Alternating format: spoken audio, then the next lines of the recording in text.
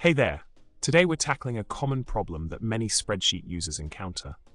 Imagine you have a set of 14 dates, but you're only interested in the one that falls on a Saturday.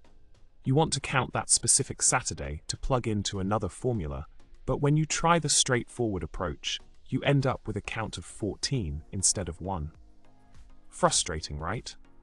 Well, fear not, we've got a solution for you. In comes the solution. By utilizing a clever formula involving the map and lambda functions, you can accurately count the Saturdays within your date range.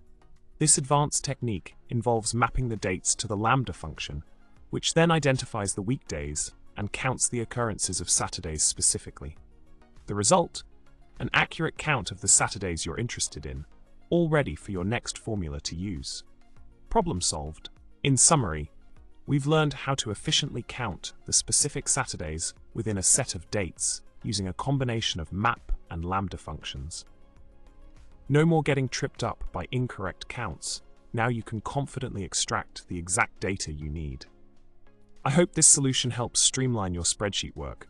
Thanks for tuning in, and remember to subscribe, like, and comment below with your thoughts. Until next time, happy spreadsheeting.